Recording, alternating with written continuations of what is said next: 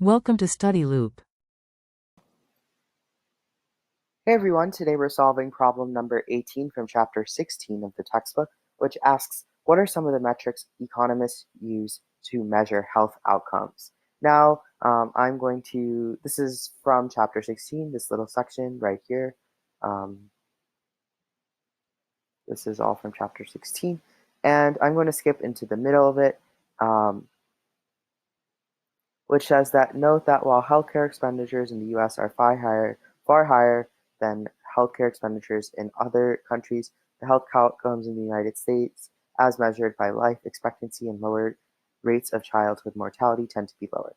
So, if you were wondering, like, what the heck are health outcomes, they give you examples in life expectancy and lower rates of childhood mortality, and this is known as the infant mortality rate. So life expectancy and infant mortality rate are two examples of health outcomes. Health outcomes, however, may not be significantly affected by healthcare expenditures. So the United States believes that healthcare expenditures affects it, so that's going to be one of them.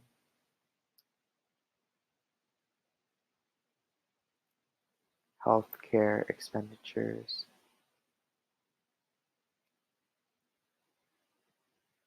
But it seems like that's only in the US because it goes on to say, which I'll read after writing this, healthcare expenditures is a long word, so this may take a few seconds.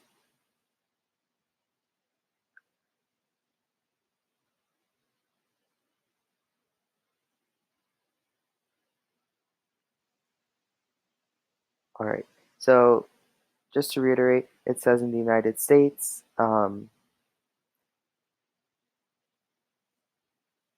private healthcare insurance tends to encourage an even greater demand for healthcare services, which healthcare providers are happy to fulfill. So healthcare expenditures in the United States are higher, as it says here. In the United States are far higher than healthcare expenditures in other countries. So the United States economists in the U.S. especially may use healthcare expenditures as a measure of healthcare outcome.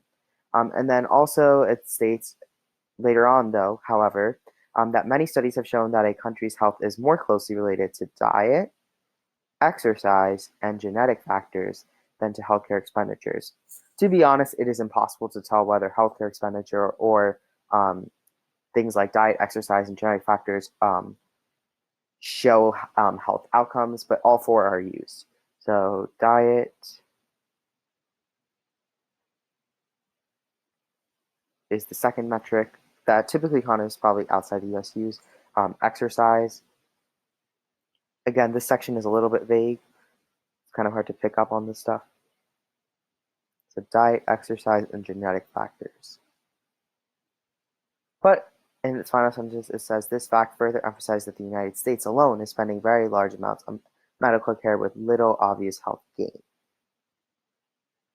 Because, as I'm writing, a lot of other countries don't even use healthcare expenditures. In fact, the US may be the only one. They use diet, exercise, and genetic factors to tell certain health outcomes. So there you have it.